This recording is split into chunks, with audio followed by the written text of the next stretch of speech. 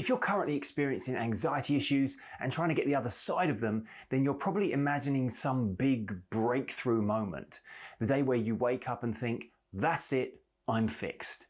As a result, you might invest a lot of time and energy into trying to get rid of your anxiety. But as you've probably realized, trying to just not feel anxious doesn't really achieve anything because it doesn't define a target to move towards. So what's the target then? What does anxiety recovery actually look like? Well, in this video, I'm going to explain. Welcome back to my channel. I'm Tim Box. I'm a mind coach and anxiety therapist. And for years now, I've been helping people get control of their anxiety response.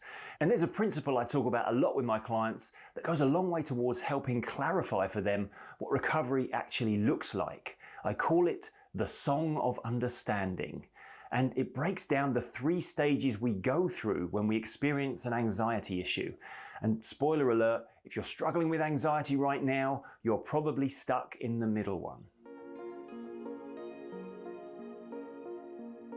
We all start in a place of innocence.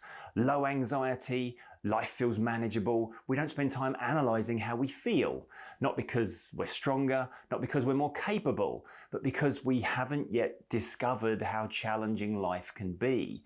We haven't yet had the experiences that shake us. In that phase, anxiety exists. Of course it does. It's one of our emotions, but it doesn't dominate our thinking.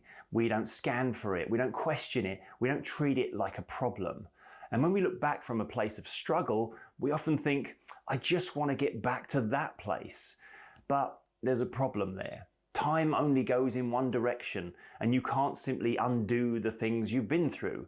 You're kind of stuck heading into stage 2.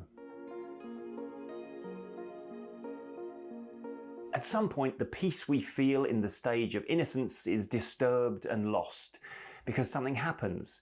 It might be a panic attack, a period of overwhelm, a health scare, a breakup, a stressful job. Whatever it is, life suddenly feels different. And in that experience phase, anxiety ramps up.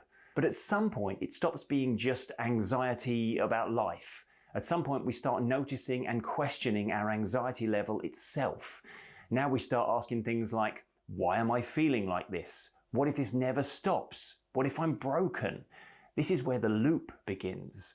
Anxiety about anxiety, also known as the second fear. We move from responding to life to responding to our own emotional responses. And now we're not just anxious, we're watching ourselves being anxious. So we're monitoring it, measuring it, trying to fix it. And that's when it feels like something has gone wrong. At this point, most people want to go backwards, back to innocence, back to not noticing anxiety, back to not caring about it. But as we've already said, you can't go backwards. So does this mean we're lost? We're stuck being highly anxious for the rest of our life? Well, no. You see, it turns out the better place, in fact, the very best place, is in front of you. The answer is to move forwards into stage 3. This is the part most people don't realize. Recovery isn't a return to innocence, it's a progression to understanding. And you progress by learning that anxiety is not dangerous. It's not a sign of any malfunction, and it's certainly not a sign of weakness. You learn that it's a natural, healthy, emotional response. And when you really understand that, not just intellectually, but emotionally, that's when the shift occurs. You stop panicking about feeling anxious. You stop triggering fear every time you notice a sensation. You stop interpreting normal stress as a sign that there's something going wrong. And because you stop fearing it, you stop fueling it. That's the key to recovery. Not going backwards, but by moving forwards into understanding. But hang on a minute, what was the original question again? Okay, so here's the weird bit. When you reach understanding, life starts to look a lot like innocence again. You're not scanning your body, you're not checking how anxious you are, you're not analysing every sensation. But this time it's different. Because before, you weren't anxious because you didn't know you could be. Now you're calm because you know that even if you do feel anxious, that isn't a threat to you. Back in innocence, you were vulnerable. You just didn't know it.